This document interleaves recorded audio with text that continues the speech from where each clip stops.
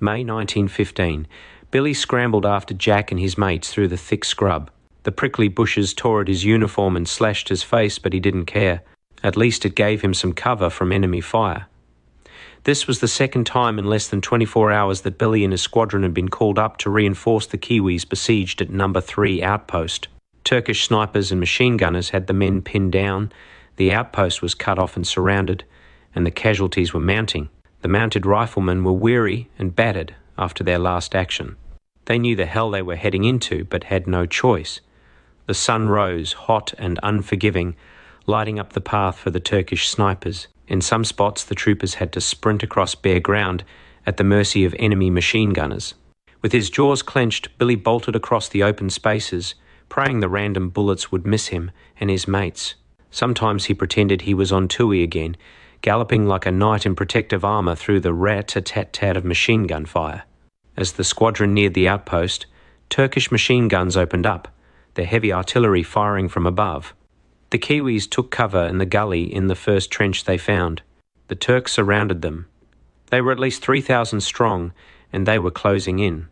The enemy attacks continued throughout the day, aided by a huge mountain gun on the ridge. But for Billy, the scariest part of the battle was the hand grenades. The Turks had access to thousands of these new German-made bombs the Anzacs called cricket balls. Because the Turks controlled the higher ground, they were able to dash up to the trenches and throw in the grenades. The first time one exploded in their trench, Billy didn't know what had struck them. It killed 3 men outright, including Chopper's best mate. After that, Chopper was on the warpath. He and Jack would keep an eye out for any tossed grenades. They'd catch them and throw them back, fuses still fizzing. "Jack, leave it," Billy yelled the first time he saw Jack stooping to pick up a live bomb.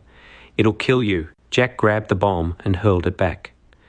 "They'll blow us all to kingdom come if I don't do something." It was like a deadly game of cricket where there could be no winners.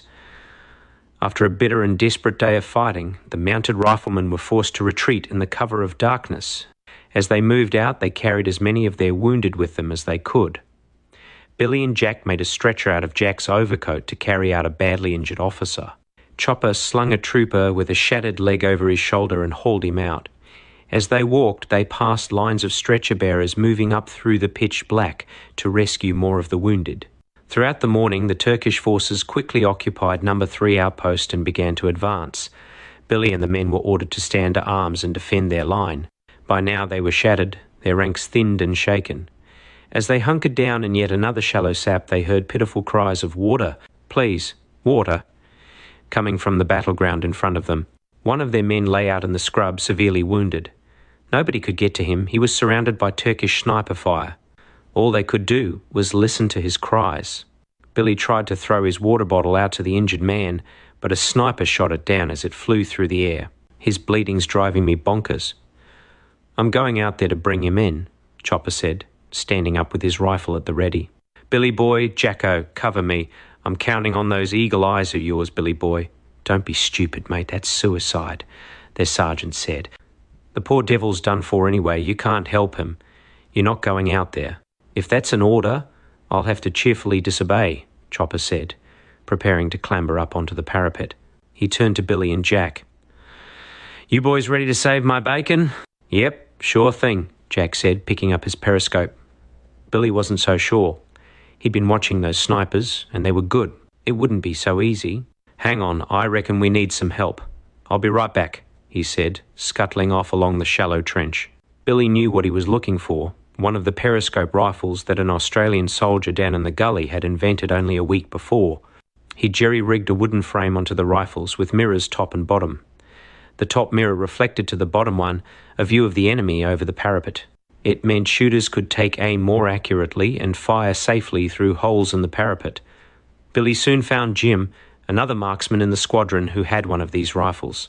They swapped guns and Billy scurried back. "Okay, when I say go, run for it. I'll cover you," Billy told Chopper, setting up the rifle and peering through the sights. He looked through the mirrored reflection at a hollow dotted with scrubby bushes. He could see the bodies of several soldiers and, beneath a shrub, the injured trooper. There wasn't an enemy in sight. "Go!" Billy cried. Chopper dashed over the top of the parapet, shoulders hunched, head down. Immediately, Billy caught a flash in the periscope mirror and the glint of a bayonet. He took aim and fired. "You got him!" Jack cried. Chopper ran like the blazes across the open ground towards the injured man. Bullets spattered around him, tearing up the ground. Again, Billy trained his rifle and fired. Again. And again. Chopper reached the helpless trooper, hauling him across his shoulders. He spun around and rushed back, the wounded man hanging from his back like a sack of potatoes. Bullets whizzed and spat around him. Again, Billy focused and fired. Chopper reached the trench, collapsing at the bottom with the injured man. "Geez, that was close," he said, holding out his slouch hat for them all to see. A bullet had pierced the rim. "How's he doing?" The sergeant checked the bloodied body of the trooper and shook his head. "Sorry, mate, he's gone." Chopper cursed, chucking his hat on the ground. For the rest of the morning, the mounted riflemen kept on firing at the advancing Turks, backed up by fresh troops. Meeting such fierce resistance, the Turks eventually broke off their attack and fell back. The Mounteds lived to fight another day. Exhausted and dejected, Billy and the men retired into Shrapnel Valley to bivouac. They crawled into their flea-infested pits and collapsed. Beneath the eerily flickering candlelight, Billy tried to write to Alice. "We've just fought a horrible battle. Many of our men have been shot to pieces or blown apart by bombs.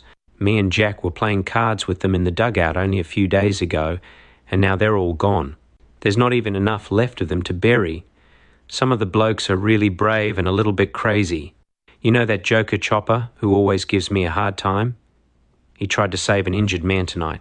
And you should see Jack. It's as if he's not scared of anything, not even a bomb going off in his hands. Not like me. I feel scared all the time.